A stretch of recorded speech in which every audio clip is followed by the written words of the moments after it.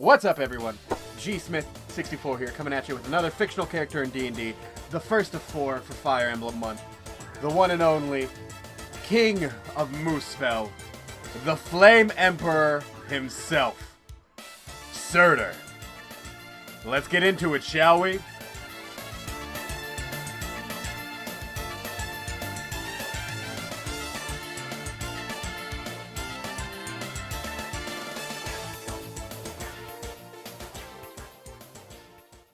So before we get any farther into it, first we have to rank the difficulty of the RP and difficulty of the build.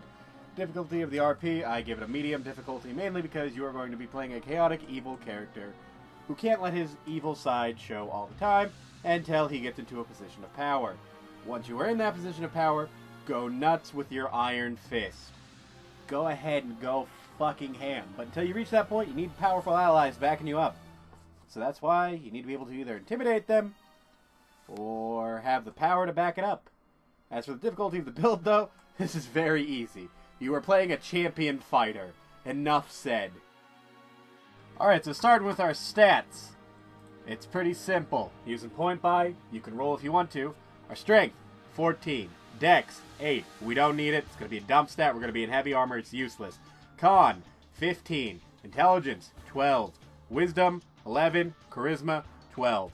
Why? Because we can have a whole bunch of positive stats if we make Dex our dump stat, because we don't need it. Having positive stats is always a good thing.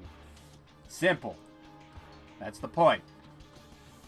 So race, background, and class. Starting off, your race will be Goliath, because we love that +2 to strength, +1 to con. Our background will be noble. We get that skill proficiency in history and persuasion.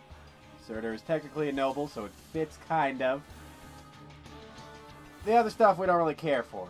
Saving throws, all of that we get from our class, so that doesn't matter. Class will be fighter, so our saving throws will be strength and constitution.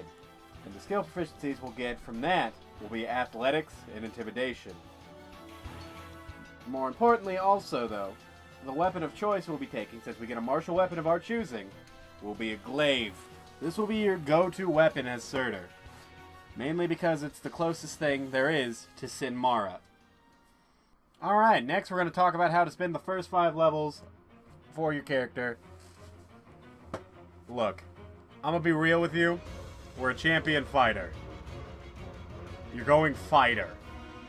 You're going to go champion. The only thing you really need to know that I have slightly optimized for this build is that, guess what? You're gonna take great weapon fighting as your fighting style. That's it. Spin the ASIs how you want.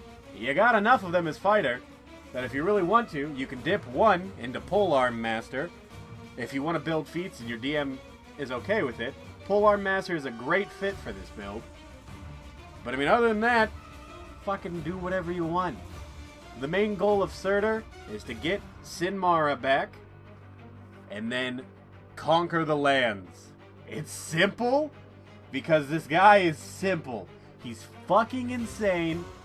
He wants to rule his country with an iron fist, and he wants to take over every other country. He's evil as evil can come. It's simple, it's easy, and I love him for that because it makes it for a simple D&D build.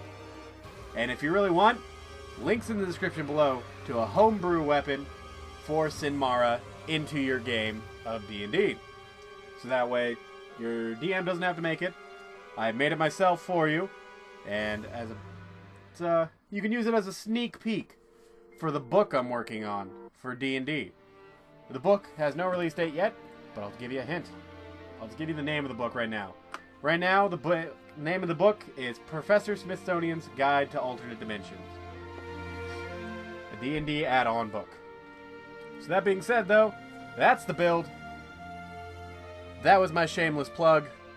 And just for the last thing here, don't forget your fan votes need to be in by next week, perhaps 2 weeks for the 4th build, for the 2 characters you want from Fire Emblem in D&D. I already have a somewhat idea on the first one, but that being said, I've been your host, G. Smith 624, and I will see you all next week.